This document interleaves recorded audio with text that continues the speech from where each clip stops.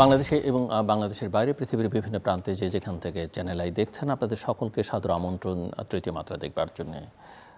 পাক ভারত উত্তেজনা এবং এই উত্তেজনা থেকে সংঘাত সংঘর্ষে এবং এর শেষ পরিণতি কী হতে পারে এবং এর প্রেক্ষিতে এর প্রভাব বাংলাদেশে কি হতে পারে, ইতিমধ্যে ছোটোখাটো কিছু কিছু প্রভাব লক্ষ্য করা যাচ্ছে এবং সময় পেলে এর বাইরেও আমরা কিছুটা আলোচনা করবার চেষ্টা করব। আমাদের আরেক প্রতিবেশী মিয়ানমারের সঙ্গে বাংলাদেশের যে সম্পর্ক বা মিয়ানমার বাংলাদেশকে ঘিরে যে আলোচনা, উত্তেজনা, শঙ্কা, উদ্বেগ,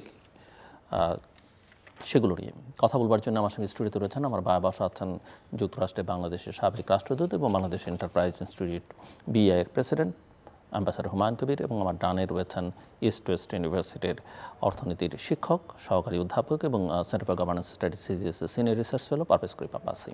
স্বাগত আপনাদের দুজনকে তৃতীয় মাত্রা। অ্যাম্বাসাডর হুমায়ুন কবির, আপনাকে দিয়ে শুরু করতে চাই এবং আপনার কাছ থেকে শুনতে চাই যে ভারত পাকিস্তান পরিস্থিতি আসলে শেষ পর্যন্ত কোথায় গিয়ে দাঁড়াবে বলে মনে হচ্ছে? ধন্যবাদ। বলা মুশকিল। আমার ধারণা আক্রমণ পাল্টা আক্রমণ, হতাহতের ঘটনা দুটি সিদ্ধান্ত নিচ্ছেন তারাও কি জানেন তারা কোথায় যাচ্ছেন। তবে আমি এটুকু যদি পেছন দিক থেকে দেখি তাহলে এই জায়গাটায় তারা কেন আসলো সেটা একটুখানি যদি চিন্তা করি। ধরেন 2019 সালে ভারত যখন সিদ্ধান্ত নেয় কাশ্মীর 370 ধারা উঠিয়ে দিয়ে কাশ্মীরকে ইন্টিগ্রেট করবে,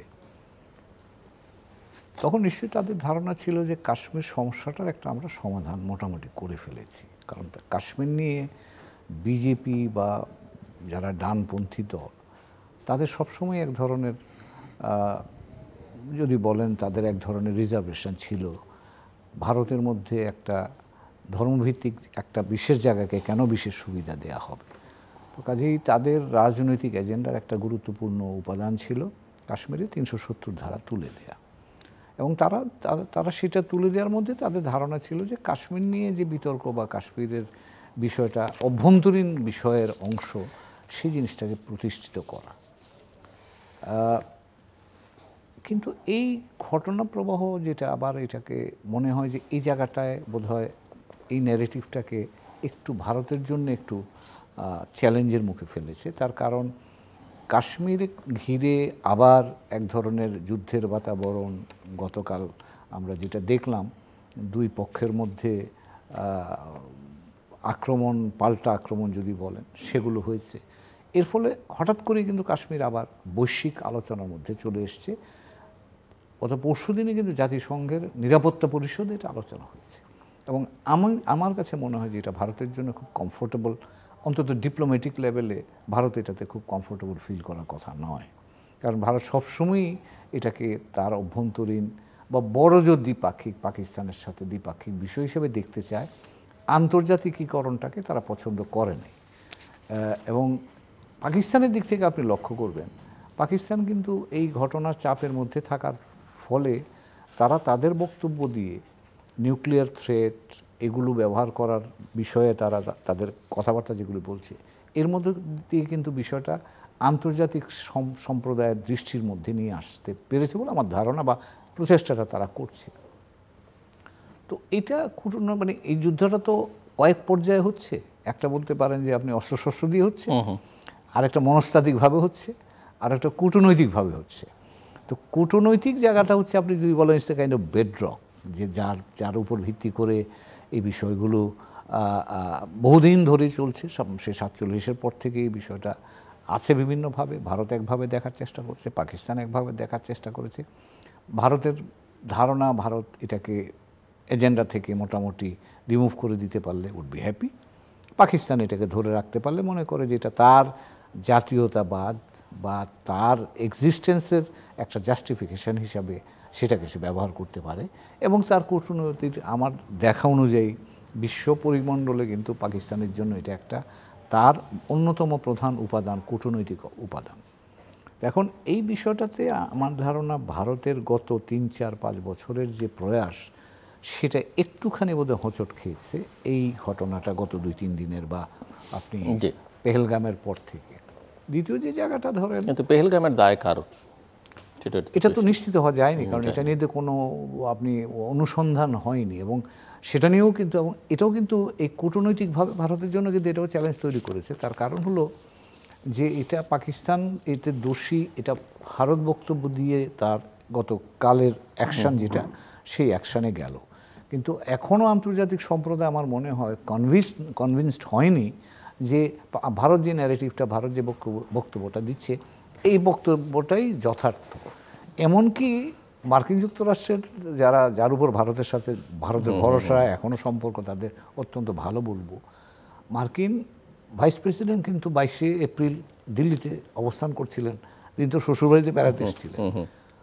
তো এখন হয়তো এটা ভারতের প্রত্যাশা হয়ে থাকতে পারে যে তিনি যেহেতু আছেন, তার সময় যে ঘটনাটা ঘটেছে, খুব সঙ্গত কারণেই তার সমর্থন পাওয়ার প্রত্যাশা করাটা খুব অযৌক্তিক নয়।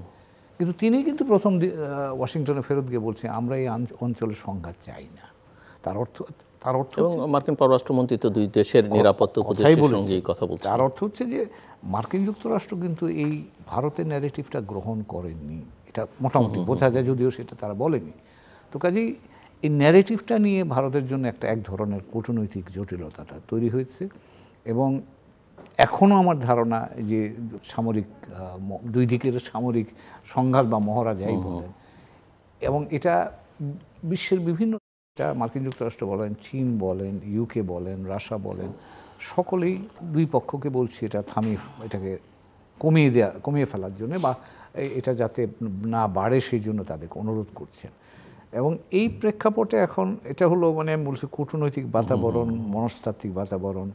সামরিক বাতাবরণে যদি যান, তাহলে আমার কাছে মনে হচ্ছে যে গতকালের ঘটনাবলিতে ভারতের টার্গেট ছিল সিভিলিয়ান ইনফ্রাস্ট্রাকচার, যেটাকে তারা সন্ত্রাসী ইনফ্রাস্ট্রাকচার বলছে সেটা, এবং তারা বলেছেও যে আমরা কিন্তু সামরিক টার্গেটে যাইনি, আমরা শুধু সন্ত্রাসী যারা, তাদের ভাষায় তাদের ওখানে গেছি।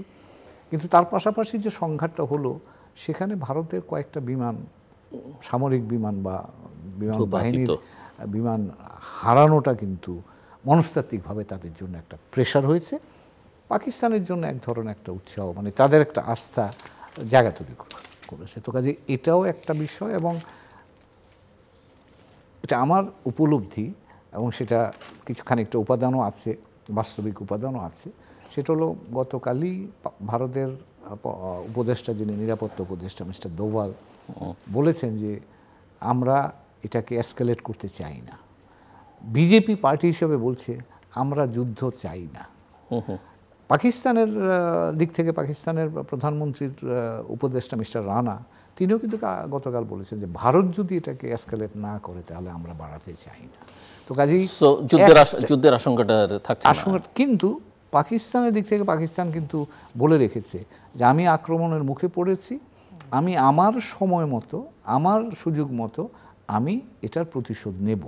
তো কাজেই এখনও কিন্তু সেই জায়গাটা আছে। এখন পাকিস্তানের উদ্যোগের উপর নির্ভর করবে এই সংঘাতটা কি বিস্তৃত হবে, গভীর হবে, নাকি এখানে অর্থনীতির শিক্ষক আছেন, কিন্তু অর্থনৈতিকভাবে দুই দেশ আসলে কতটা যুদ্ধ করবার জন্য প্রস্তুত বা তৈরি, সেটাও একটু বিবেচনা রাখ। দুই দেশেই আমরা দেখছি যে পুঁজিবাজারে দরপতন ঘটেছে, অবশ্য বাংলাদেশেও ঘটেছে।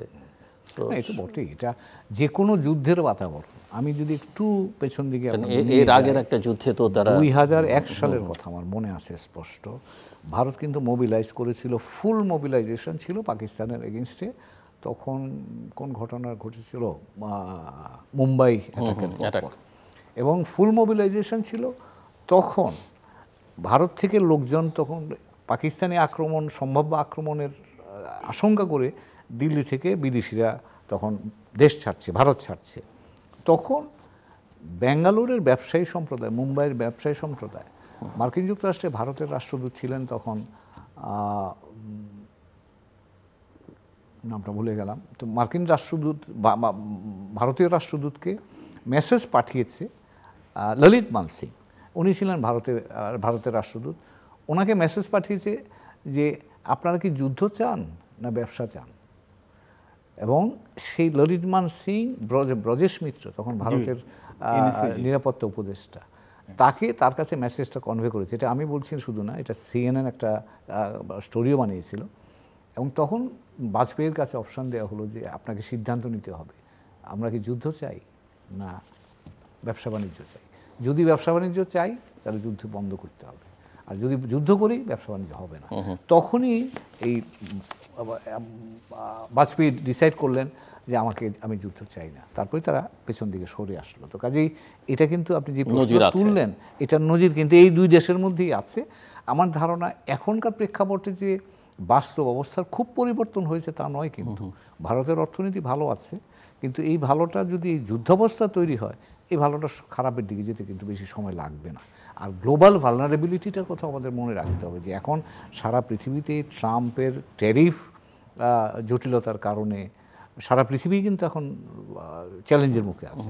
তো কাজে এই অবস্থায় 2001 সালের চাইতে এখনকার অর্থনৈতিক জটিলতা বা বাস্তবতা কিন্তু আরও আই উড সে প্রবলেমেটিক। তো কাজে এই জায়গায় ভারতকেই সিদ্ধান্ত নিতে হবে বা পাকিস্তানকে। জি, এটার উপরে ধন্যবাদ জিল্লুর ভাই।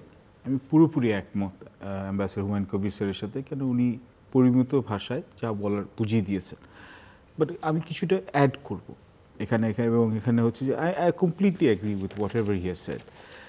এবং দেখুন, আমি শুরু করব এইভাবে যে হচ্ছে যে পুরোপুরি এটা হচ্ছে আমার কাছে দেখে মনে হয়েছে যে ভারত এবং পাকিস্তান এরা দুইজনই হচ্ছে কি উইলফুল প্রিজনার্স অফ হিস্ট্রি। মানে আমরা অনেক কাল ধরে বলে আসছি যে হচ্ছে ব্রিটিশরা হচ্ছে এখানে হচ্ছে ডিভাইড অ্যান্ড রুল করে, এখানে হচ্ছে পার্টিশন ক্রিয়েট করে হানাহানি ভেদাভেদ শিখিয়েছে। কিন্তু প্রায় স্বাধীনতার তো ভারত ও পাকিস্তানের প্রায় 80 বছরের দিকে যাচ্ছে। উত্তরোত্তর অনেক ওরা অর্থনৈতিক প্রবৃদ্ধি হয়েছে, তারপর এখানে হচ্ছে ডেভেলপমেন্ট হয়েছে। তবু কিন্তু দেখুন, ইতিহাসে বিকৃত একটা ভার্সন বা ইতিহাসে কনভিনিয়েন্ট একটা ভার্সন চুজ করে এই দুইটা দেশ কিন্তু লড়ে যাচ্ছে, এবং এটার জন্য কিন্তু একটা ভারী একটা কিন্তু ওদেরকে একটা কস্ট বহন করতে, যেটাকে আমরা বলি অপরচুনিটি কস্ট। এবং হুমায়ুন কবির ঠিকই বলেছেন যে এখানে এই পোস্ট ইউনিপোলার ওয়ার্ল্ড অর্ডারে, মানে ট্রাম্প যখন হচ্ছে দুনিয়া মানে হচ্ছে সে বিশ্বের মোড়লের এখানে যে দায়িত্বটা সে নিজে থেকে যখন এক অর্থে সে যেখানে অ্যাব্যান্ডন করেছিল, ভারতের মধ্যে হয়তো বা ভারতের এখানে যে পলিসি মেকারদের মধ্যে এক ধরনের চিন্তা ভাবনা হতে পেরেছে এখান থেকে যতটা সুযোগ নেওয়ার জন্য। এবং কাশ্মীর হচ্ছে একটা সেন্সিটিভ স্পট। তো আমরা জানি যে 1948 সালে, 1965 সালে, আপনার 1999 সালে কার্গিলে, এবং 2016-তে উরিতে, 2019-এ হচ্ছে যে আপনার এখানে পুলওয়ামাতে কাশ্মীর নিয়ে কিন্তু এখানে হচ্ছে যে এখানে দুই দেশের মধ্যে কিন্তু এখানে হচ্ছে কনফ্লিক্ট জড়িয়ে গেছে। লো ইন্টেন্সিটি কনফ্লিক্ট বলুন, হাই ইন্টেন্সিটি কনফ্লিক্ট বলুন। এখন 2021 সালের পর থেকে কিন্তু লাইন অফ কন্ট্রোলটা মোটামুটি কিন্তু শান্ত ছিল। প্রশ্নটা হচ্ছে ওয়াই নাও। আমি প্রথম প্রশ্নের উত্তরটা দেবো যে ওয়াই নাও। নাম্বার 2 হচ্ছে দুইটা দেশের মিলিটারি ক্যাপাবিলিটিস কত। নাম্বার 3 হচ্ছে এটা ইকোনমিক কস্ট কত। এবং হচ্ছে নাম্বার 4 হচ্ছে গোয়িং ফরওয়ার্ড। মানে এইভাবে আমার এখানে আইডিয়াটা আছে করার জন্য। এখন দেখেন, ওয়াই নাও এর জন্য এখানে প্রথম কথা হচ্ছে যে পাকিস্তানে কিন্তু এখন আমরা জানি যে কিছুদিন আগে যে ওদের আর্মি চিফ যিনি এখানে গেলেন, যেখানে হচ্ছে যে আসিম মুনির, বোধহয় সৈয়দ আসিম মুনির, আগে যে আইএসআই যে inter service intelligence spy chief, উনার হঠাৎ করে উনি একটা বেশ রক্ত গরম করা ব্লাড কার্ডলিং একটা বললো যে 2 নেশন থিওরি ইত্যাদি ইত্যাদি, এই পলিসিটা এখানে হচ্ছে যে ঠিকই আছে। এবং এটা কিন্তু সাধারণত ওনাকে বলা হয় যে তিনি প্রাক্তন যে এখানে একজন গোয়েন্দা সংস্থার এখানে খুব ক্ষমতাধর গোয়েন্দা সংস্থার এখানে কর্তা ব্যক্তি, উনি সবসময় শ্যাডোতে বা এখানে হচ্ছে যে উনি হচ্ছে ছায়া এখানে জগতে থাকতে পছন্দ করেন, আড়ালে থাকতে পছন্দ। তো উনি সামনে থেকে আসছেন কেন? আপনি আর একটু 1 মাস আগে যান। 1 মাস আগে বলুচিস্তানে এইখানে যেখানে এই ট্রেন কনভয়ের উপর যে আক্রমণ করা হলো, প্রায় 100-র উপরে যেখানে নিহত হলো, বেশিরভাগই হচ্ছে পাকিস্তানি সেনা সদস্য। এবং এটার ক্রেডিট বা ডিসক্রেডিটটা যেই ক্লেম করে, এটা হচ্ছে বালুচিস্তান লিবারেশন আর্মি।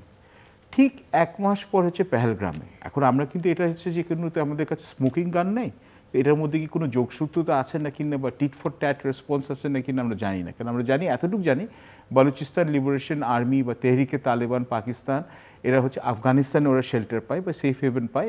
ভারতেরও হচ্ছে তালেবানের সাথে কিন্তু এখানে দেখেন আইরনি অফ আইরনি সম্পর্কটা একটু মানে ওদের কিন্তু যথেষ্ট ভালো। এটা হচ্ছে একটা। 2 নম্বর হচ্ছে শেহবাজ শরীফের এই সময় যখন বলছে, তখন পাকিস্তানের অর্থনীতি কিন্তু চাপে আছে। অবশ্য আমাদের বেশি কিছু বলার মুখ নেই, কারণ আমাদের অর্থনীতিও চাপে আছে, ভঙ্গুর অবস্থা। কিন্তু এই 2024 সালে সেপ্টেম্বর হচ্ছে পাকিস্তান একটা $7 বিলিয়ন একটা IMF লোন নিয়েছে, $1 বিলিয়ন কিস্তিটা পেয়েছে। এখন সবে মাত্র ফরেন এক্সচেঞ্জ রিজার্ভটা একটু ঠিক হয়েছে, মূল্যস্ফীতি কমেছে, কিন্তু এই যে আপনি দেখেন হচ্ছে যে ইমরান খানের যেখানে আমরা এখানে যে তেহরিকে ইনসাফ, ওটা নিয়ে কিন্তু আবার আন্দোলনের দানাটা আবার বাজছিল, এবং শেহবাজ শরীফের যে নেতৃত্বে যেখানে একটা আর্মি ব্যাক, যেখানে একটা গভর্নমেন্ট মানে সর্ট অফ পলিটিক্যাল একটা অ্যালায়েন্স আসছে, ওটা কিন্তু এখন হচ্ছে ওটা জনপ্রিয়তা হারাচ্ছিল এই সময় যুদ্ধটা। এটা হচ্ছে পাকিস্তানের ক্ষেত্রে, এটা হচ্ছে আমার অ্যাসেসমেন্ট বা স্পেকুলেশন। এখন দেখুন হচ্ছে যে যদি আপনি ভারতের দিকে দেখেন, প্রধানমন্ত্রী নরেন্দ্র মোদী যে হিন্দুত্বের যেখানে হচ্ছে যে উইনিং ফর্মুলাটা, এইবার কিন্তু সাম্প্রতিককালে যে ওদের যে লোকসভা নির্বাচনে ওরা কিন্তু অ্যাবসলিউট মেজরিটি পায় নাই, এবং এটা এবং যাদেরকে ওরা যেভাবে রিজেক্ট করে ফেলেছিল ইন্ডিয়া এখানে কোয়ালিশন, কংগ্রেসে কিন্তু এক প্রকারের একটা রিভাইভালিজম হয়েছে। তার মানে মোদি ম্যাজিকটা একটু হলে কমে গেছে। ইন্ডিয়ার ইকোনমিক গ্রোথ হচ্ছে, তো যতটুকু হওয়ার কথা সেরকম, কারণ নেক্সট জেনারেশন রিফর্মস আটকে আছে। 3 নম্বর হচ্ছে মণিপুরে কিন্তু হচ্ছে ওদের বিজেপির যে গভর্নমেন্ট, ওটা কিন্তু ডিজলভ হয়ে প্রেসিডেন্টস এখানে রুল চলছে। আচ্ছা, 4 নম্বর যেটা নিয়ে যথেষ্ট কন্ট্রোভার্সি হয়েছিল, একটা হচ্ছে আপনার যে এখানে নতুন করে যে ওদের কনস্টিটিউশনালি এখানে যে ম্যান্ডেটেড যেটা ওই নর্থ এবং সাউথ, উত্তর এবং দক্ষিণের স্টেটগুলোর মধ্যে যে ওয়েটেজ অনুযায়ী যে ডিলিমিটেশন করা, এটা নিয়েও কিন্তু হচ্ছে ইন্ডিয়ান ইউনিয়ন বা ফেডারেশন নিয়ে কিন্তু চরম এখানে একটা ডিবেট হচ্ছিল। কেন দেখা যাচ্ছে যে দক্ষিণে যে স্টেটগুলো আপনি মনে করেন কেরল, তারপর আন্ধ্রা, তেলেঙ্গানা, তো তামিলনাড়ু, ওদের কিন্তু হচ্ছে ওরা অনেক বেশি এখানে ভারতের জিডিপিতে কন্ট্রিবিউট করে, কিন্তু ওদের জনসংখ্যা কমে গেছে, তাহলে হচ্ছে ওদের ভোট শেয়ার কমে যাবে, তাহলে নর্থের যে উত্তরে যে আধিপত্য বেড়ে যাবে। হিন্দি ভাষা নিয়ে একটা কন্ট্রোভার্সি। এবং last but not the least, আমি আপনাকে ব্যাকগ্রাউন্ডটা দিচ্ছি, ওয়াকফ অ্যাক্ট নিয়ে, যেটা হচ্ছে যে ভারতের চরম এবং এখানে হচ্ছে যে মানে অত্যন্ত বেশি বিভাজন এবং হচ্ছে বিতর্ক দাঁড়িয়েছিল। এবং ওয়াকফ অ্যাক্টটা যে 1956 সালে ওয়াকফ অ্যাক্টে একটা অ্যামেন্ডমেন্ট ওরা প্রপোজ করেছে, যেটা এখন হাইকোর্টের স্টে অর্ডার আছে। এখন ওয়াকফ অ্যাক্টে কি এখানে আছে, মুসলমানদের যেখানে হচ্ছে যে এখানে কমিউনিটি বা এখানে চ্যারিটি সার্ভিসে যে প্রপার্টি দেওয়া হয়, ওয়াকফ বোর্ডে ওখানে বলা হচ্ছে যে ভারতবর্ষে তাদের সরকারের লোকরা হচ্ছে তারা ওখানে প্রতিনিধি থাকবে, কিন্তু ওয়াকফ বোর্ডের লোকরা এবং হচ্ছে যে অন্যান্য যারা এখানে এমনি সিভিল সোসাইটি, তারা বলছে হিন্দুদের যেখানে চ্যারিটেবল সম্পত্তি আছে বা শিখদের যে গুরুদ্বারা আছে, ওখানে কিন্তু শুধু হিন্দু বা শিখ সম্প্রদায়ের লোক হবে। আপনি বলেন তো কত টাকার সম্পত্তি হচ্ছে ওয়াকফ বোর্ড হচ্ছে ভারতের 3য় বৃহত্তম হচ্ছে ল্যান্ড ওনার, $14.4 বিলিয়ন। তো এটা কিন্তু এখানে যে অ্যাপ্রোপ্রিয়েশন করার চেষ্টা করেছে, এটা নিয়ে কিন্তু কন্ট্রোভার্সি হয়েছে। বা ইতিহাসকে নতুন করে লেখার যে একটা অপচেষ্টা সব দেশেই হয়, কিন্তু এখানে হচ্ছে ভারতে নিয়ে আসে। তো ভারত এবং পাকিস্তানের জন্য যথেষ্ট কিন্তু অভ্যন্তরীণ সমস্যা ছিল, এবং আমরা আবার ভুললে চলবে না, এবার কিন্তু জেডি বা ভান্সের ভিজিট হলো, তখনই আক্রমণটা হলো। 2000 সালে প্রেসিডেন্ট ক্লিন্টনের যখন ভিজিট হয়েছিল, তখন কাশ্মীরে একই যে এলাকায় চিট্টি সিং পোরাতে কিন্তু হচ্ছে শিখ একটা গ্রামের উপর আক্রমণ করা হয়েছিল। এবং এখন যে ভারত থেকে বলা হচ্ছে দ্য রেজিস্ট্যান্স ফ্রন্ট বলে হচ্ছে লস্করে তাইবার একটা ব্রেকআওয়ে একটা ফ্র্যাকশন, ওদের নাকি ওরা আক্রমণ করেছে, এবং ওদের মধ্যে খালেদ সাইফুল্লাহ বা খালেদ কাসুরি বলে একজন ভদ্রলোককে বলা হচ্ছে, কিন্তু ওটার কোনো স্মোকিং গান নেই বা প্রুফও নেই। তো এখানে হচ্ছে যে এটা হচ্ছে ব্যাকগ্রাউন্ডটা। এবং এখন যদি আপনি সুযোগ দেন এখানে হচ্ছে অর্থনীতির ব্যাপারে, তো অর্থনীতির ব্যাপারে যদি বলি এখানেও কিন্তু দেখেন হচ্ছে যে এটা হচ্ছে আমাদের দুর্ভাগ্য। ভারত মানে আমরা জানি যে দক্ষিণ এশিয়াতে হচ্ছে সবচেয়ে কম হচ্ছে যে আঞ্চলিক যেখানে হচ্ছে ইন্টিগ্রেশন বা রিজিনাল ইন্টিগ্রেশন আছে, এবং ওটা হচ্ছে $67 বিলিয়ন মতো বাণিজ্য হতে পারতো যদি দক্ষিণ এশিয়াতে অবাধভাবে ব্যবসা বাণিজ্য হয়, ওটা হয় না। এবং তার সাথে সাথে দেখেন আমরা যে এখন এত বড় বড় কথা বলছি, ভারতের ঠিক আছে মানে কম্পারেটিভলি পাকিস্তানের চেয়ে বেটার অবস্থা, কিন্তু ওখানে প্রায় 13% হচ্ছে দারিদ্রতার হার, পাকিস্তানে হচ্ছে প্রায় 40% দারিদ্রতার হার। আপনি যদি দেখেন হচ্ছে নবজাতক মৃত্যুর সংখ্যা প্রায় এখানে হচ্ছে আপনার যদি এখানে ভারতে হচ্ছে যে প্রায় 26-এর মতো 1000 এখানে নবজাতকের জন্মের মধ্যে, পাকিস্তানে হচ্ছে 51। আপনার সাক্ষরতার হার হচ্ছে যে আপনার হচ্ছে ভারতে 80%, এখানে হচ্ছে পাকিস্তানে হচ্ছে 62%। তাতে কি হয়েছে, যে টাকা, যে অর্থ, যে সম্পদটা আপনি হচ্ছে দারিদ্র দূরীকরণ করতে পারতেন, কর্মসংস্থানের জন্য করতে পারতেন, আপনি শিক্ষাদানের জন্য করতে পারতেন, বা ক্লাইমেট চেঞ্জ অ্যাডাপ্টেশনের জন্য করতে পারতেন, এটা হচ্ছে খরচ করা হচ্ছে সমরাস্ত্রের উপর, মিলিটারি স্পেন্ডিং। কত year India is the 5th largest spender on military. আগের বছর হচ্ছে $86 বিলিয়ন খরচ করেছে, which is equal to 2.3% of the GDP। Pakistan খরচ করছে $10.2 বিলিয়ন যেটা হচ্ছে 2.7% জিডিপি। ইন্ডিয়া হচ্ছে 51 লাখ হচ্ছে অ্যাক্টিভ আর্মি পার্সোনাল ওরা হায়ার করে, ওই যে 3 গুণ বেশি পাকিস্তানের আর্মির চেয়ে, 17 লাখের মতো। এবং তার সাথে হচ্ছে মিলিটারি যদি আপনি দেখেন, এয়ারক্রাফট 2200-র উপরে হচ্ছে ইন্ডিয়ার কাছে, পাকিস্তানের কাছে 18.39%, এবং নিউক্লিয়ার মিসাইলস ইন্ডিয়ার কাছে হচ্ছে 180 অধিক, পাকিস্তানের কাছে 170 অধিক। এবং এত কিছুর পর আপনি সবচেয়ে দুঃখজনক হচ্ছে ভারত হচ্ছে দ্বিতীয় বৃহত্তম হচ্ছে আপনার হচ্ছে সমরাস্ত্র আমদানিকারী, পাকিস্তান হচ্ছে 5ম বৃহত্তম হচ্ছে সমরাস্ত্র আমদানিকারী। এই যে এতগুলো টাকা যে খরচ করা হচ্ছে একজন আরেকজনের এখানে রাইভেলরিতে, এবং এখানে কিন্তু স্টেটাস কোটা কিন্তু চেঞ্জ হচ্ছে না, তাহলে টু হোয়াট এন্ড? এবং এরপরে আপনি যদি পরের বার সুযোগ দেন, সবচেয়ে বড় যেটা বাংলাদেশের জন্যও যেটা সবচেয়ে বড় আমার বলবো ঝুঁকির জিনিস, 1960 সালে ওয়ার্ল্ড ব্যাংকের তদারকিতে ইন্দাস এগ্রিমেন্ট যেটা আছে, ইন্দাস রিভার এগ্রিমেন্ট, ওটা সাসপেন্ডেড হওয়া, এবং সিমলা এগ্রিমেন্টটাকে এখানে হচ্ছে সিমলা ট্রিটিটাকে সাসপেন্ড হওয়া 1972-1973 দিকে। এই দুটোর কিন্তু একটা বড় ইমপ্লিকেশন আছে। তো এটা বলে আপনি অ্যাম্বাসাডর হুমায়ুন কবির, বাংলাদেশে আসলে এর ইমপ্লিকেশনস কি? এবং বাংলাদেশ তো ইতিমধ্যেই একটা স্টেটমেন্ট করেছে সরকারের দিক থেকে, বাট আপনি কি মনে করেন যে বাংলাদেশের অবস্থানটা শেষ পর্যন্ত কী হবে? কারণ এখানে আবার বৈশ্বিক সকল শক্তি যাদের কথা আপনি উল্লেখ করলেন, সবাই এর মধ্যে বেশ তাদের এনগেজমেন্টও দেখা গেছে। কয়েকটা ভাবে আমরা এফেক্টেড হই। একটা হচ্ছে ধরেন আমরা যেটা আসলো আলোচনায়, যে আমরা ইন্টিগ্রেটেড না ইকোনমিক্যালি, তারপরেও তো আমরা এই একই রিজিয়নের মানুষ। তো কাজেই একটা রিজিয়নের মধ্যে যদি আপনি অস্থিরতা চলতে থাকে, একটা যুদ্ধাবস্থা চলতে থাকে, খুব সঙ্গত কারণেই কিন্তু তার একটা প্রভাব আমাদের উপরে পড়বে, এবং সেটা কিন্তু আমরা দেখেন বিভিন্নভাবে আমরা দেখতে পাচ্ছি। এই যে ধরেন ইন্ডিয়া এয়ার স্পেস বন্ধ করে দিয়েছে, পাকিস্তান এয়ার স্পেস বন্ধ করে দিয়েছে। এখন আপনি এই এক্সট্রা কস্ট আপনার লাগছে, for no fault of us, কাজে এটা আপনার উপর আসছে, মানুষের যোগাযোগ কমে যাচ্ছে, ব্যবসা বাণিজ্য কমে যাচ্ছে। এখন যেটা পারভেজ বলল, যে এটা আমরা যদি ইন্ডিয়া এখন যুদ্ধ যদি ফার্দার যায়, তাতে এই রিসোর্স চলে যাবে ওখানে। পাকিস্তানেরও সেম। অনেকদিন পরে ধরেন পাকিস্তানের সাথে আমরা একটা স্বাভাবিক অর্থনৈতিক সম্পর্ক গড়বার একটা সুযোগ তৈরি হয়েছিল। কারণ পাকিস্তান যুদ্ধ করবে না, বাংলাদেশের সাথে ব্যবসা বাণিজ্য করবে, এবং আমরাও কম্পিটিটিভলি কিছু প্রোডাক্টস পেতে পারতাম। তো সেগুলি এখন আমাকে এখান থেকে আনা যাবে না, অন্য জায়গা থেকে আনতে হবে। তো ব্যবসা বাণিজ্য ক্ষতিগ্রস্ত হবে, মানুষের যোগাযোগ ক্ষতিগ্রস্ত হবে, এই অঞ্চলে অস্থিরতা থাকবে। কূটনৈতিকভাবে যেমন আমি আজকে ভারতের পত্রিকায় দেখছিলাম যে পেহেলগামের সময় বাংলাদেশ কথা বলেনি, ঘুমিয়েছিল, এখন তারা আমাদেরকে আবার সবক দিচ্ছে যে তোমরা শান্ত হও। তো এই তার অর্থ কী? যে আমি পার্টি না, কিন্তু আমি নিজের অজান্তেই কিন্তু আমাকে তারা পার্টি হিসেবে আমাকে দেখছে। তো কাজেই এই ধরনের কূটনৈতিক চ্যালেঞ্জ তৈরি হয়। আপনাকে এটা যদি চলতে থাকে, ইন্ডিয়া আপনার কাছ থেকে চাইবে আপনি আমার সমর্থন করেন, পাকিস্তান চাইবে আমাকে সমর্থন করেন, তার আমার জন্য কূটনৈতিক চ্যালেঞ্জ তৈরি হবে, যদিও আমরা এতে মোটেও আগ্রহী না। তো কাজেই প্রতিবেশী দেশ হলে, এবং আমরা কিন্তু ভারতের সাথেও আমরা যোগাযোগ বিভিন্নভাবে বহুমাত্রিকভাবে যোগাযোগে আছি, পাকিস্তানের সাথেও যোগাযোগটা ইদানিংকালে আবার স্বাভাবিকের দিকে যাচ্ছে। তো কাজেই এই সমস্ত যোগাযোগগুলো এক ধরনের জটিলতার মধ্যে পড়বার আশঙ্কা তো থাকছে। আর আরেকটা যেটা হয়, যে এক ধরনের উত্তেজনাও তৈরি হয়। কারণ এখানে আপনি যদি সোশ্যাল মিডিয়াতে দেখেন, লোকজন এই দিককে সাপোর্ট করছে, ওই দিককে সাপোর্ট করছে। তো এইটাও তো আমাদের জন্যে, যদিও আমরা এর মধ্যে আদৌ জড়িত না, কিন্তু এক ধরনের পোলারাইজেশন, সাইকোলজিক্যাল পোলারাইজেশনটা তৈরি হওয়ার আশঙ্কা থাকে। এর মধ্যে ধরেন আবার ওই যে পরশুদিন না গতকালই তো দেখলাম কয়েকজন মানুষকে খাগড়াছড়ি দিয়ে বাংলাদেশি বলে ঢুকিয়ে দেওয়ার চেষ্টা করা হয়েছে। এখন এগুলোকে মিলিয়ে সবাই দেখবে যে ওরা ওখানে আমাদেরকে পানিশ করছে কিনা।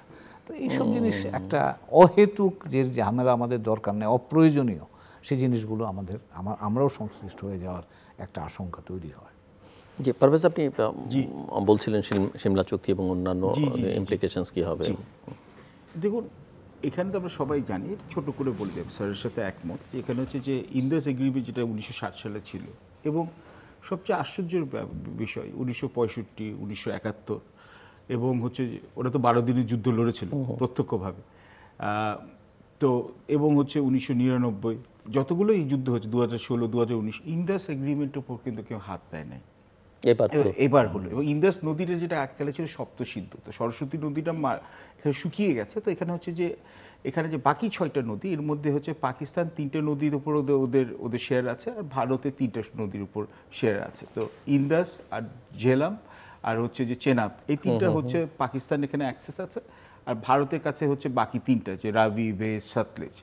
এই প্রথম যে এবং পাকিস্তানের পাঞ্জাব, যেটা হচ্ছে যে heart of the green revolution ওদের এখানে পাকিস্তানের অংশে, 80% হচ্ছে ওরা কিন্তু ওই পানির উপর কিন্তু নির্ভরশীল। এখন ওই যে এখানে ডিসরাপশন করে ফেলেছে, এখন কিন্তু হ্যাঁ, এখন হচ্ছে যে ওদের ওই পানি স্টোর করার ক্যাপাসিটিটা নাই। কিন্তু ড্রাই সিজনে যে ইন্ডিয়ার যে ড্যামগুলো যেগুলো আছে, ওই ড্যামগুলো কিন্তু ওখানে হচ্ছে খুব এফেক্টিভ হয়ে যাবে। এবং অলরেডি কিন্তু আপনার রাওয়ালপিন্ডি, ইসলামাবাদে কিন্তু পানি কিন্তু সাপ্লাই কিন্তু কমে গেছে। এবং পাকিস্তানি সাধারণ মানুষরা, কৃষকরা, তারা কিন্তু খুবই ওয়ারিড যে এখানে হচ্ছে যে এটা এখানে এফেক্ট করতে পারে। এখন চিন্তাটা কোথায় আছে আমাদের জন্য? কিছুদিন আগে ভারতের প্রধানমন্ত্রী নরেন্দ্র মোদী বললেন যে আমাদের যে পার্শ্ববর্তী দেশগুলো যারা আমাদের সাথে বৈরী ভাবপূর্ণ, তারা কিন্তু মনে না করে যে আমরা তাদেরকে সবসময় কিন্তু হচ্ছে পানির কিন্তু সরবরাহ দিয়ে যাব। দেখুন, ঘটনা হয়েছে কিন্তু ভারত ও পাকিস্তানের মধ্যে। বাংলাদেশ স্টেডিয়ামের মধ্যেও নাই, বাইরে কিছু লোক উত্তেজনায় লাফাতে পারে স্টেডিয়ামের বাইরে, কিন্তু এখানে কথা বাংলাদেশ কিছু নাই। উনি কিন্তু একটা কথা লোয়ার রাইপিরিয়ন মানে আপার রাইপিরিয়ন বলে এটা এই মশলাটা করে, যে ওয়াটার ওয়ার্স যেটাকে বলে, ওয়াটার হেজিমনি যেটাকে বলে, উনি বলল পার্শ্ববর্তী দেশগুলো, দ্য ওয়ারি ইজ আমাদের তো 52 to 54 তর্ক মতো এখানে হচ্ছে আমাদের অভিন্ন নদী আছে, এবং সব বেশিরভাগই সোর্স হচ্ছে ইন্ডিয়াতে, অ্যাটলিস্ট এখানে আপার রাইপিরিয়ন হয়ে। ভারত এবং পাকিস্তানের মধ্যে কিন্তু ওরা 70 বছর 75 বছর ধরে ওরা কিন্তু একটা আর্ট ডেভেলপ করে ফেলেছে, একজন আরেকজনকে একটা পয়েন্ট পর্যন্ত ওখানে ইরিটেট করা। ওয়ার পর্যন্ত হয়তো চলে যেতে পারে আনফোরসিন কোনো সার্কামস্টান্সে, কিন্তু এখানে মিউচুয়ালি অ্যাসিওর্ড ডিস্ট্রাকশন, দুজনের কাছে নিউক্লিয়ার পাওয়ার আছে, নিউক্লিয়ার ওয়েপন্স আছে। তো এখানে ইল্ডের উপর এখানে হচ্ছে যে আমি যেটা আগে একটা প্রোগ্রামে বলেছি, 10 কোটি থেকে 25 কোটি ওরা বলেছে হচ্ছে যদি একটা অ্যাক্সিডেন্টাল নিউক্লিয়ার এখানে একটা ডেটোনেশন হয়, কিন্তু এত ঘনবসতিপূর্ণ। তো এইরকম একটা জায়গায় যদি ওরা এখানে যদি পাকিস্তানের সাথে মোটামুটি ওরা একটা স্টেলমেটে চলে গেল, তারপর ওরা কি এখানে হচ্ছে এই যে এখানে ওরা এই পানি থ্রেটটা, আমি বলছি না ওরা পানি কাট অফ করে দেবে, কারণ অনেক ক্ষেত্রে তো আমাদের পানি সাপ্লাই কমে আসছে। এবং আমাদের এখানে তো ভারতের সাথে মানে ইতিহাসকালে সবচেয়ে বোধহয় স্মরণকালে হচ্ছে যে আমাদের অল টাইম হচ্ছে যে আমাদের ডিপ্লোম্যাটিক রিলেশনস অল টাইম লো। কিছু অনেকটা তাদের দোষ, কিছুটা আমাদের কমিউনিকেশনের দোষ। কিন্তু এই পানি দিয়ে ওরা কি আমাদের চাপ ফেলতে পারবে? এটা হচ্ছে 1। 2, আপনি যদি দেখেন এখানে আমরা যতই বলি ভারতের সাথে সম্পর্ক খারাপ, কিন্তু সমস্যা হচ্ছে যে আমাদের রেডিমেড গার্মেন্টসের রপ্তানি সফলতার অনেক অংশ হচ্ছে যে আমরা কত কম্পিটিটিভ আকারে সস্তায় আমরা হচ্ছে যে আমরা র মেটেরিয়াল সোর্স করতে পারি। এখনও কিন্তু হচ্ছে আগের বছর 2024 সালে এত যে আমাদের এখানে হচ্ছে ভারতের সাথে একটা আমাদের সম্পর্ক এখানে হচ্ছে, আর সেই আগের উষ্ণতা নেই, তবু কিন্তু ভারতের সাথে আমরা $9 বিলিয়ন কিন্তু আমদানি করেছি, বাংলাদেশ ব্যুরো স্ট্যাটিস্টিক্স এটা। এবং ওখান থেকে $1.6 বিলিয়ন শুধু কটন ইয়ার্ন আমরা ইম্পোর্ট করেছি, যেটা হচ্ছে কাঁচামাল। আমরা এখন এই যেটা অ্যাম্বাসেডর হুমায়ুন বললেন, পাকিস্তান থেকে এটা অল্টারনেটিভ সোর্স হিসাবে আমরা নেওয়ার চেষ্টা করছিলাম। তো এখন যেটা মনে হচ্ছে যে নেক্সট 2 থেকে 3 মাস আমাদের তো এই র মেটেরিয়ালস আমরা এখানে সোর্স করতে পারবো না। আর যুক্তরাষ্ট্রের যে কটনটা যেটা আছে, জেনেটিক্যালি মডিফাইড কটন, যেটা আমরা ভাবছিলাম যে এটা টোপ দিয়ে ওরা যদি আমাদেরকে এখানে ওদের ট্যারিফটা কমায়, আমার কাছে মনে হয় না ওরা এত সহজে এটা মানবে। কিন্তু যাই হোক, এটাও কিন্তু এটা খরচ আমাদের 2 গুণ থেকে 3 গুণ বেড়ে যাবে। আর রেডিমেড গার্মেন্টস কিন্তু লিড টাইমে, এবং ভারত কিন্তু এখানে হচ্ছে ওরা কিন্তু অলরেডি আমরাবতীতে এবং অন্যান্য মহারাষ্ট্রতে বিশাল বড় একটা হচ্ছে টেক্সটাইল কমপ্লেক্স করেছে, এবং ওদের প্ল্যান হচ্ছে দ্বিতীয় বৃহত্তম হচ্ছে যে রপ্তানিকারক হয় RMGতে। তো আমরা যদি কাঁচামালের আমাদের এখানে সরবরাহটা ব্যাহত হয়, এটাও তো এক ধরনের প্রেশার। এবং ভারত এবং পাকিস্তানের সাথে এখানে যে যুদ্ধে আমাদের তো আসলে we don't have any party to better. আমরা চাই হচ্ছে যে এখানে রিজিনাল স্টেবিলিটি, আমরা চাই পিসফুল এখানে কোঅপারেশন। কিন্তু এখানে কিন্তু তারপর এখানে আমাদের এখানে যে অতি উৎসাহ দেখায় যে কোনো একটা দেশের জন্যে, যে তাহলে কিন্তু এটা হিতে বিপরীত হতে পারে। A war that we have no role to play in, we should not be taking sides. এই অতি উৎসাহের কথা সূত্র ধরেই আলোচনাটা একটু আবার অন্যদিকে নিয়ে যেতে চাই। মিয়ানমার বাংলাদেশ প্রসঙ্গের রোহিঙ্গাদের ইস্যু, রাখাইন পরিস্থিতি এবং বাংলাদেশ মিয়ানমার বর্ডার করিডোরের আলোচনা এবং জাতীয় নিরাপত্তা উপদেষ্টা এবং হাই রিপ্রেজেন্টেটিভ রোহিঙ্গা ইস্যুতে তার বক্তব্য যে কে কী পড়লো তাতে তাদের কিছুই যায় আসে না। আমি জানি না আপনাদের কথায় যাবে আসবে কি না, বাট আমি একটু বুঝতে চাই যে আসলে এই উত্তেজনা তো কমছে না বা কোনো পরিস্থিতি তো উন্নতি কোনো দিক থেকে দেখা যাচ্ছে না। অনেকে অবশ্য আশঙ্কা করছে যে বাংলাদেশ কি একটা জাস্ট প্লেগ্রাউন্ডের সামনে পরিণত হতে যাচ্ছে কিনা এই সব সার্বিক পরিস্থিতিতে দক্ষিণ এশিয়া যা হচ্ছে এবং মিয়ানমারের সঙ্গে যা হচ্ছে সব নিয়ে। আসলে মিয়ানমার নিয়ে আপনি যেহেতু তুললেন, মিয়ানমারে এখন আমাদের দুইটা সেপারেট ইস্যু। একটা হচ্ছে রোহিঙ্গাদের রিপ্যাট্রিয়েশন, যারা এসছে, এটা আমাদের প্রায়োরিটি নাম্বার 1। আপনি রিপ্যাট্রিয়েশন করবেন, এখন তো ঢুকতেই দিতে হচ্ছে নিয়মিত। না, সেটা অন্য, আমি সেটাও আর একটা দিই, কিন্তু করিডোরে যেটা চিন্তাটা, এটা হচ্ছে রিপ্যাট্রিয়েশন হচ্ছে আমাদের এখানে মিয়ানমার থেকে আসা রোহিঙ্গারা যারা আছে তারা তাদের বাড়িতে বা তাদের দেশে ফেরত যাবে। আর করিডোর ইস্যু যেটা বা চ্যানেল অর প্যাসেজ যাই বলেন, সেটা হচ্ছে যে মিয়ানমারে এখনও যারা রোহিঙ্গারা আছে তাদেরকে সাপোর্ট দেয়। দুইটা সেপারেট ইস্যু। কিন্তু এখন একটা প্রশ্ন যেটা এসছে সেটা হচ্ছে যে এই দুইটা ইস্যুকে তো আমার লিঙ্ক আপ করতে হবে, কারণ আমি যে সুযোগটা দেব আমার এই রোহিঙ্গারা যারা আছে তাদের প্রত্যাবর্ষণের জন্য এটা কতটা ইতিবাচকভাবে ভূমিকা রাখবে সেই জায়গাটা কিন্তু স্পষ্ট না।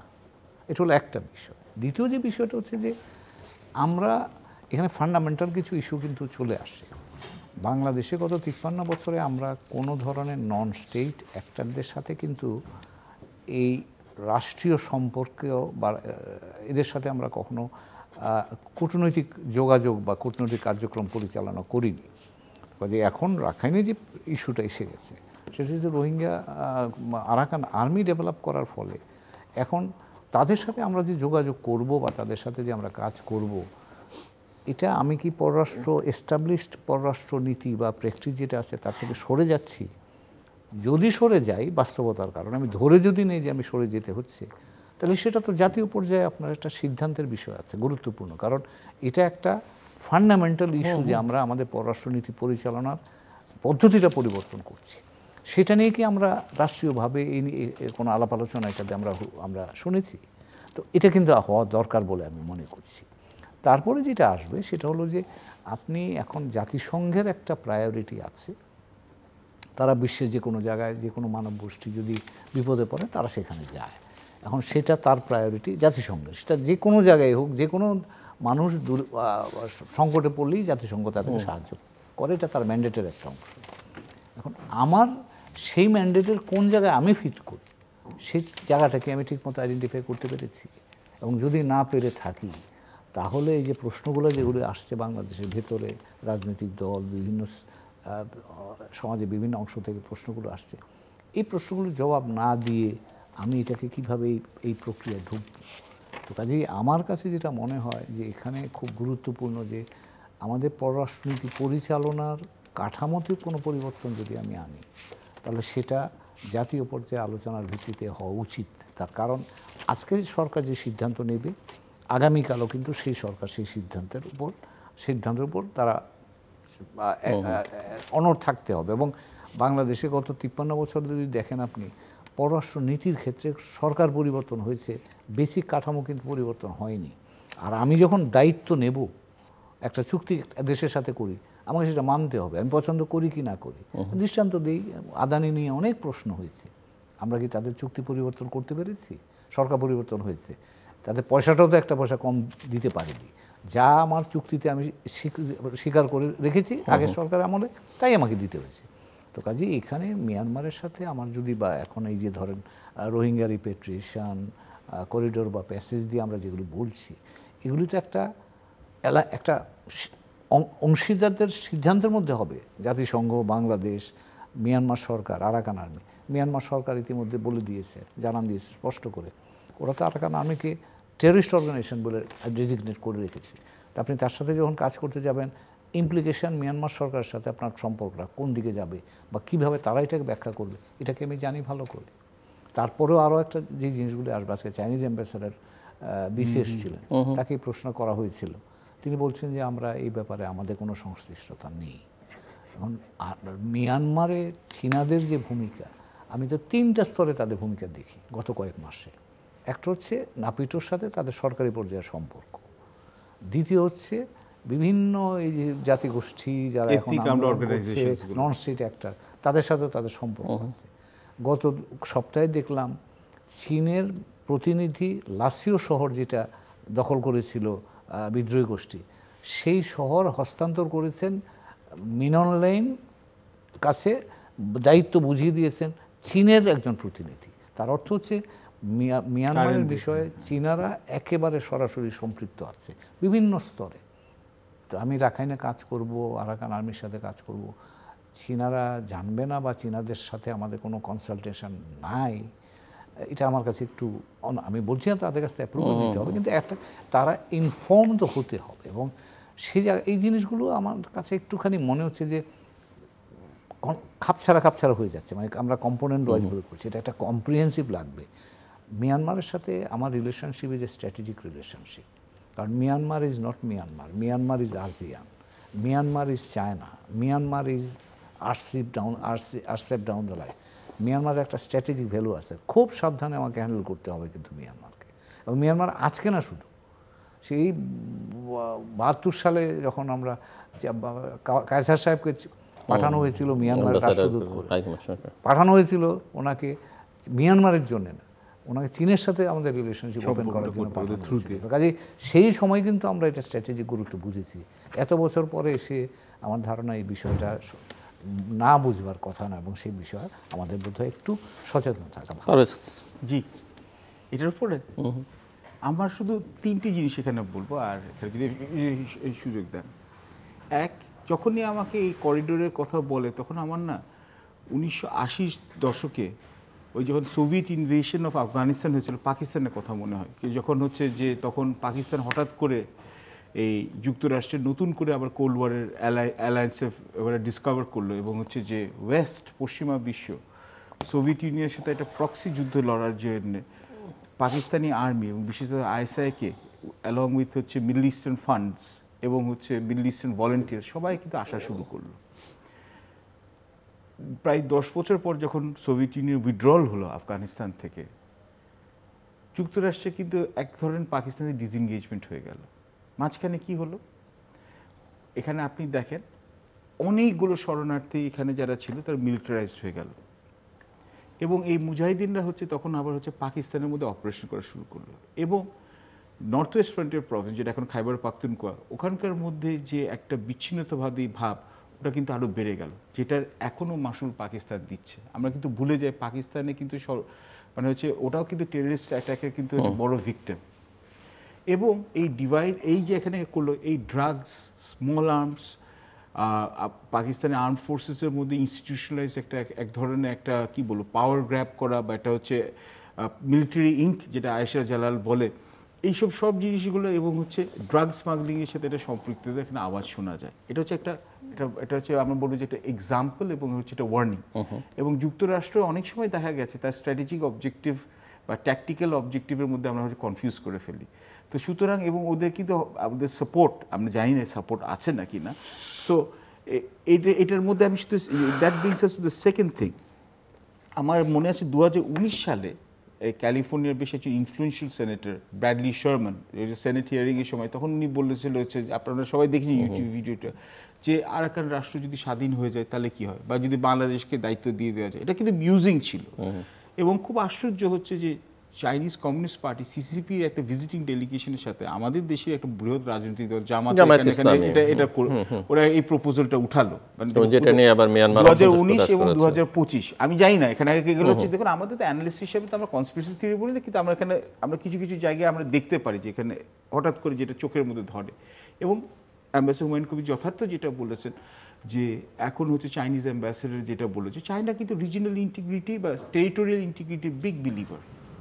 তো সুতরাং এবং চাইনাই হচ্ছে যে আমি এই যে এখন তো আবার বলা যায় না, আজকে রবি ঠাকুরের গান খেলেছে বিশ্ব নিয়ে বিরাট শিশু আনমনে, এই বিরাট শিশু মিয়ানমারের ক্ষেত্রে কিন্তু এটা হচ্ছে একমাত্র হচ্ছে চীনকে ছাড়া আমি কমপ্লিটলি এগ্রি উইথ হিম। যত যুক্তরাষ্ট্রের চাপ থাকুক, যত এটা থাকুক, ওই চীনের পিছনে প্রত্যক্ষ সমর্থন কিন্তু রাশিয়ার আছে এবং জাপানেরও আছে ফর ভাইটাল রিজন। এবং আসিয়ানও কিন্তু চায় না হচ্ছে সাউথ ইস্ট এশিয়ান নেশনসের মধ্যে যে সরাসরি এখান থেকে একটা এখানে একটা ভঙ্গুর হয়ে একটা দেশ ভেঙে চলে যায়। কেন থাইল্যান্ডের মধ্যে একটা মিলিটেন্সি প্রবলেম আছে, মুসলিম মিলিটেন্সি প্রবলেম সাউথের দিকে, যেটা মালয়েশিয়ার বর্ডারে, আবার হচ্ছে আপনার ফিলিপিন্সের মোরোদের মধ্যে এখানে আছে। তো সবারই কিন্তু নিজের ঘরে সমস্যা আছে। তো একটা শুরু করলে কিন্তু এটা চেইন এফেক্ট হতে পারে। সো আমরা কিন্তু যেটা ভাবছি এগুলোর সমস্যা। এবং আপনি যদি আমাকে 1 মিনিট দেন, আমরা এত মানে some initiative is better than no initiative, কিন্তু ইনিশিয়েটিভের টাইমিংটা কত? 2016-17 সালে হয়তো বা ইনিশিয়েটিভটা হয়তো বা এটার গেইন ট্র্যাকশন। এখন কিন্তু পৃথিবীর কিন্তু ইউক্রেন থেকে যুক্তরাষ্ট্র সরিয়ে গেছে। ইউক্রেনকে আর্ম করে ওয়েপন করে ট্রাম্প এখন হচ্ছে জেলেন্সকি যেভাবে বেজ্জতি করলো হোয়াইট হাউসে, এখন বলছে তোমরা মিনারেলস দাও তারপর এখানে দিব, মানে এটা শিকার আছে। এবং ওয়ার্ল্ড ব্যাংকের সবচেয়ে শেষের কথাটা বলে দিই, ওয়ার্ল্ড ব্যাংকের যে সবচেয়ে সাম্প্রতিককালে যে ম্যাক্রো পভার্টি আপডেট, ওটা নিয়ে কিন্তু বাংলাদেশ অর্থনীতি নিয়ে অনেক বেশি চিন্তা আছে। যুদ্ধ করলে এটা নিয়ে করুক। 37 বছরের সর্বনিম্ন অর্থনৈতিক প্রবৃদ্ধি, অতি দারিদ্র এখানে সীমার নিচে 9.7% লোক, প্রায় 50 লাখ লোক অতি দরিদ্র হতে পারে। 23% মতো লোক হচ্ছে দরিদ্র সীমার নিচে। 30 বছরের প্রথমবার হচ্ছে যে আমাদের এখানে আমাদের যে দারিদ্র সীমা, যেটা পভার্টি রিডাকশন হয় নাই। এবং ইনভেস্টমেন্ট সামিট হলো, খুব ভালো কথা, কিন্তু আমাদের এই 5 বছরে সর্বনিম্ন হচ্ছে যে আমাদের ফরেন ডিরেক্ট ইনভেস্টমেন্ট মাত্র $1.6 বিলিয়ন। এবং এই আগের ফিসক্যাল ইয়ার 2024 সালে আমাদের 25% হচ্ছে যে আমাদের ডেট রিপেমেন্ট বেড়ে গেছে, $3.7 বিলিয়ন হয়েছে।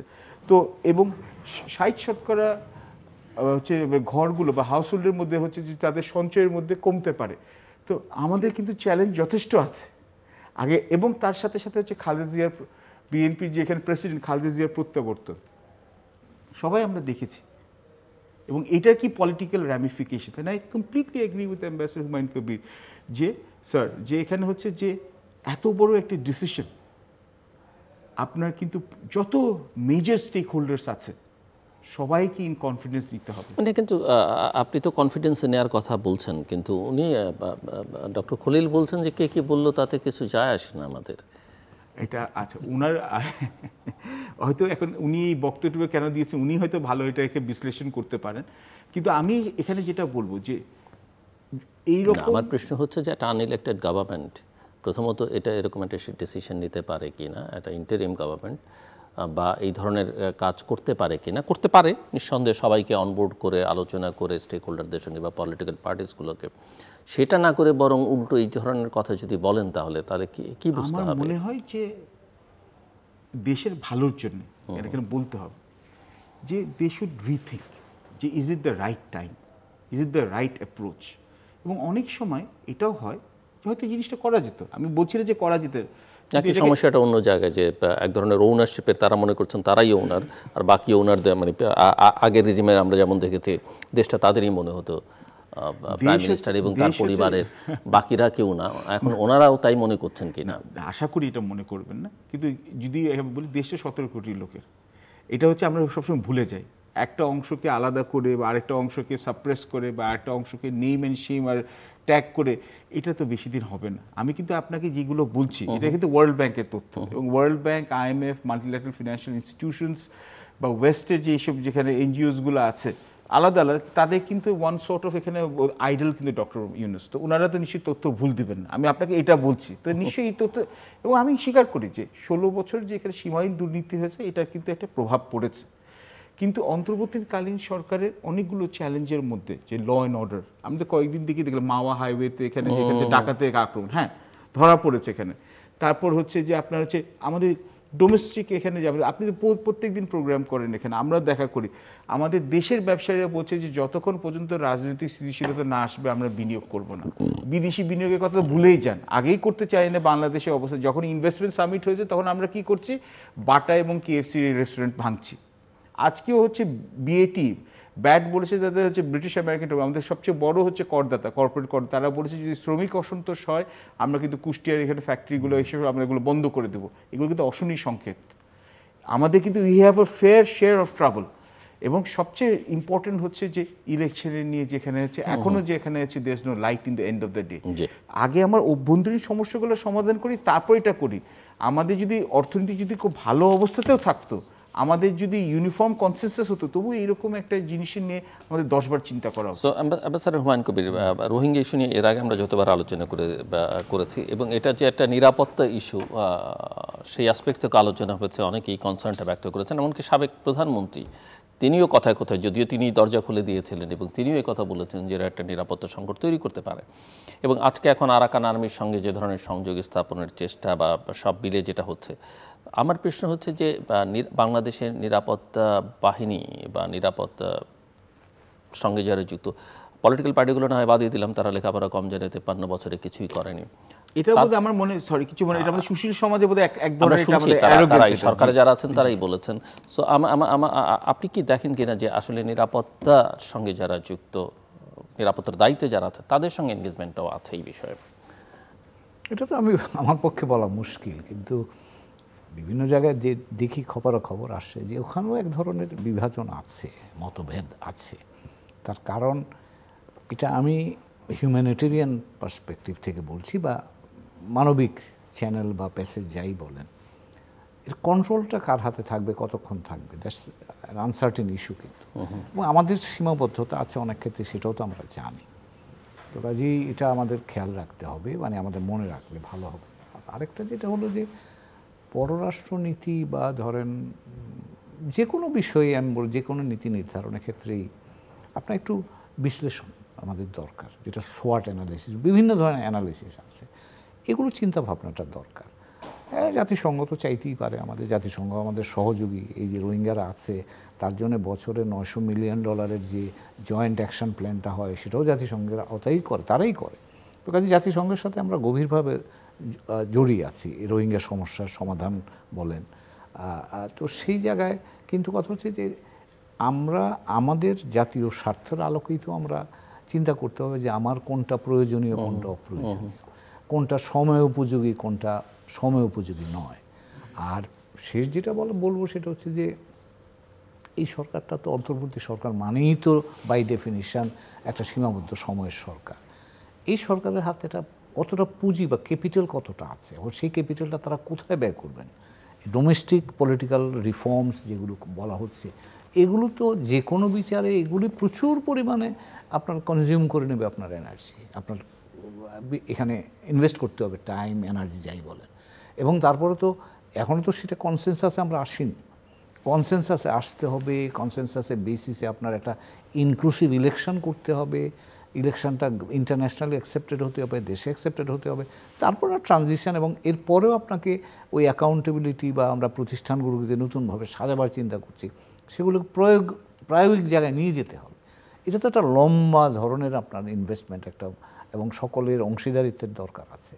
তো সেইখানে আপনি সময় দিবেন নাকি এখন এই যে জিনিসগুলো বলা হচ্ছে, যেগুলো এখনো পর্যন্ত আমরা এগুলো সম্পর্কে খুব বেশি পরিচ্ছন্নভাবে কিছু ইনফরমেশন আমাদের কাছে নাই। তো কাজে হচ্ছে ইস্যু অফ চয়েস, আপনার প্রায়োরিটিটা আপনি কোথায় ফিক্স করবেন। আমি মনে করি যে এই সরকারের সেই দিকটা তো বোধহয় খেয়াল রাখলে ভালো হবে। কারণ আমরা যেটা পারভেজ বললেন যে অর্থনীতির জটিলতা আছে, আমরা তো দেখছি এগুলো নিয়ে কথা কম হচ্ছে ইদানিংকালে, কিন্তু আমরা অর্থনীতিতে যে খুব স্বাচ্ছন্দ্যের জায়গায় আছি তা নয়, কিন্তু রাজনৈতিকভাবেও তো আমাদের অনেকগুলো চ্যালেঞ্জ আছে।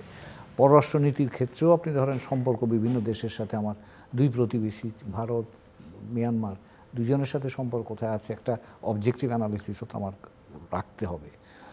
তো কাজে এই সামগ্রিক বিষয়গুলো বিবেচনা করেই আমি কতটা পারবো, আমি কোথায় প্রায়োরিটাইজ করব, সেটা নির্ধারণ করাটা বোধহয় ভালো হবে। Parvez, closing remarks.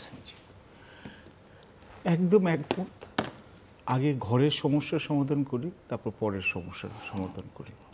হ্যাঁ, রোহিঙ্গাতে যেখানে ফোর্সিবলি ডিসপ্লেস রোহিঙ্গাস বা আমরা রিফিউজি যদি না বলতে চাই, ওদের একটা ইস্যু, এটা করা যাবে। কিন্তু আমরা আগেই বলেছিলাম যে এটা একদিনের ব্যাপার না, সময় লাগবে। অন্তর্বর্তীকালীন সরকারের রোহিঙ্গা বিষয় নিয়ে যেটা অ্যাটলিস্ট সেন্সিটাইজ করা আমি পুরোপুরি সাপোর্ট করি, এবং যাতে বলটা যাতে আন্তর্জাতিক যে সম্প্রদায় যেটা ভুলে না যায়, এটাকে তাতে ওদেরকে কন্টিনিউসলি লবি করা, সাধুবাদ জানাচ্ছি। করিডোরের ব্যাপারটা ইট নিডস বাইন, এবং করিডোরের মধ্যে সবচেয়ে বেশি এখানে যে বাইন, এখানে হচ্ছে যে যুক্তরাষ্ট্র এখন ওদের মধ্যে যেখানে তো শুধু যুক্তরাষ্ট্র ট্রাম্পকে তো দেখি না, এখানে আর্ম ফোর্সেস আছে, পেন্টাগন আছে, অনেকগুলো ওদের সংস্থা আছে, এগুলো নিয়ে আমরা এখানে আর বেশি না যাই। কিন্তু এবং পশ্চিমা বিশ্বে যে অন্য অন্য দেশগুলো আছে ওরা কি চায়, এবং তার সাথে সাথে আরও ইম্পর্টেন্ট হচ্ছে ইস্ট এশিয়ান এবং সাউথ ইস্ট এশিয়ান নেশনসগুলো কী চায়, এবং চীন যেটা চায়। চীনের যদি বিরোধিতা থাকে তাহলে কিন্তু এই করিডোরের, যদিও বা যদি আমরা বলি যে ভালো ইন্টেনশনও আমরা করিডোরটা আমরা ফ্যাসিলিটেট করতে চাচ্ছি, এটা কিন্তু হবে না।